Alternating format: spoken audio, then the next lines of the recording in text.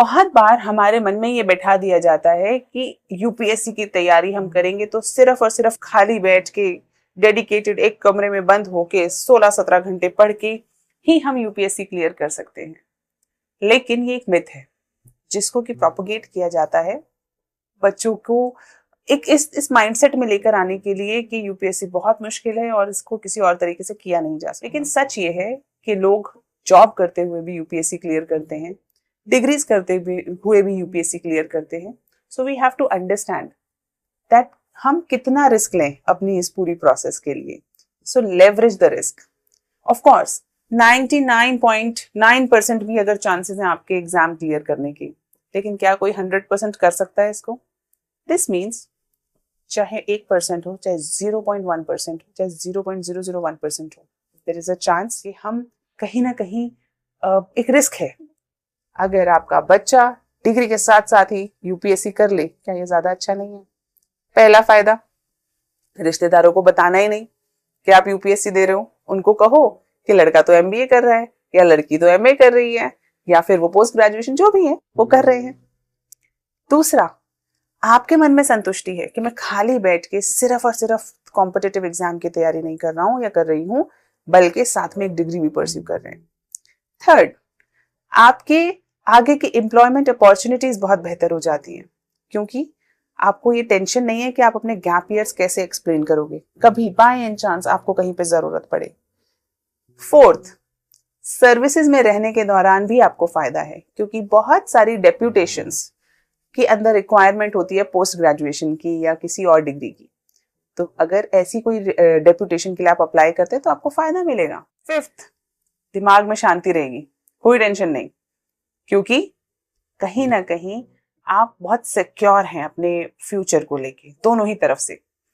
तो आपको चूज नहीं करना राजा और रंक के बीच में, जो यूपीएससी की कॉम्पिटिटिव एग्जाम की तैयारी एक चॉइस बन जाती है अक्सर, बल्कि हमें किस चीज में चूज करना है, बहुत बेहतर या बेहतर। तो हमारा रिस्क लेवरेज हो जाता है। सिर्फ खाली बैठ के यूपीएससी की तैयारी करेंगे, कुछ और नहीं करेंगे। जितना समय बच्चे ओवर थिंक करने में, गिल्टी होने में, परेशान होने में व्यतीत कर देते हैं, उससे कम में तो डिग्री हो जाएगी।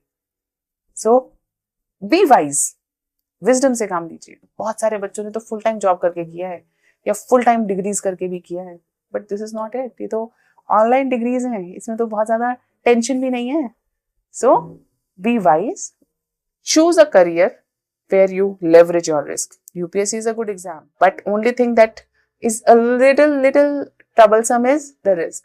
तो उसको leverage कर लिया, then prepare with an open mind and open heart and be the officer the nation wants. So total idea of Tathastu was also this कि बच्चा खाली बैठ के कॉम्पिटिटिव एग्जाम की तैयारी ना करे, बल्कि ग्रेजुएशन के दौरान अपनी बीए कंप्लीट करते हुए तथास्तु के साथ, क्योंकि हमने मंगलायतन यूनिवर्सिटी के साथ अपने आप को अलाइन कर रखा है, तो वहां से आप अपने ऑनलाइन बीए करते हैं और उसी के पूरे स्ट्रक्चर के साथ हमने यूपीएससी के सिलेबस को फिट कर लिया है इस तरीके से कि आपको मिनिमम मेहनत के साथ मैक्सिमम बेनिफिट हो। यानी कि आप यूपीएससी की तैयारी के साथ साथ ग्रेजुएशन भी कंप्लीट कर ले साथ साथ ही। सिमिलरली दो एमबीए थोड़ा अलग लगता है, लेकिन उसको भी हमने इसी तरह से स्ट्रक्चर किया है कि यूपीएससी की प्रिपरेशन, जो कि आपकी प्रायोरिटी रहेगी, आपका 95% समय और रादर 99% समय सिर्फ और सिर्फ यूपीएससी की तैयारी ही होगी। सिर्फ 1% जो 1-2 दिन जब आपको एग्जाम होगा उस समय पे आपको पढ़ के अपने एमबीए के एग्जाम देने।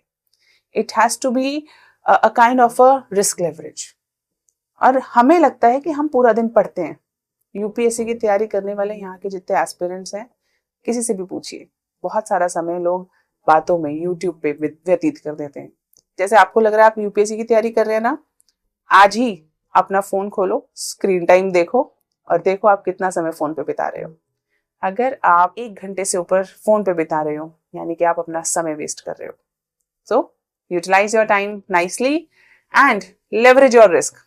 अपने रिस्क को कम कीजिए ताकि आपको कभी रिग्रेट का सामना ही ना करना पड़े और आपके लिए हमेशा अपॉर्चुनिटीज बेहतर से बेहतर। और यूपीएससी के प्रिपरेशन अगर सही स्ट्रैटेजी से करी जाए तो वो इतनी भी माया जाल नहीं है, क्योंकि हर साल बच्चे क्लियर तो होते ही है ना, और जिन्हें एक बार समझ आ जाता है वो बार बार क्लियर भी होते हैं।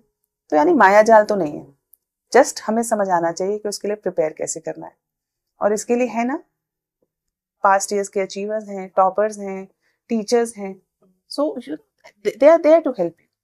सबसे पहले अपने रिस्क को लेवरेज करें and make a wise choice. Continue your graduation और post graduation while preparing for civil services. Do not go for gap years. बहुत मुश्किल होता है एक्सप्लेन करना, और अकल आती है 2-3 साल बाद। पता है शुरुआत में क्या होता है, हर बच्चा क्या सोच के आता है, 1 attempt, first rank, first year, and it's good. ये होना चाहिए, कॉन्फिडेंस भी होना चाहिए और आपके साथ ये हो, that's my wishes, but we have to be wise to understand कि हो सकता है 2 या 3 अटेम्प्ट लग जाएं, तो उस समय पे हम परेशान ना हो, हम मेंटल ट्रबल में ना आ जाएं कि यार गिल्ट के भी क्या उस वक्त पे डिसीजन ले लिया था, अरे अब मैं क्या बताऊं, मैं तो 3 साल हो गए। तो क्यों करना है, जब आप डिग्री के साथ साथ आप यूपीएससी की भी तैयारी कर सकते हो। यूपीएससी की तैयारी एकदम परफेक्ट हो जाती है कोर्स के साथ, कुछ उसके अंदर एडिशनल आपको टाइम या उसकी जरूरत नहीं पड़ती। मैं आज भी कर रही हूँ एक पोस्ट ग्रेजुएशन, इतना सब करते करते जॉब के साथ भी मैंने एलएलबी कर लिया। तो डिग्री कोर्सेज पीछे चलते रहने चाहिए, इट्स ऑलवेज गुड। डिग्री भी हो गई, एग्जाम तो यूपीएससी का अगर आपने पढ़ लिया तो वैसे ही आप दे देते हो, इतना कोई भारी भरकम एग्जाम हमारे ग्रेजुएशन पोस्ट ग्रेजुएशन का होता ही नहीं है। So best wishes.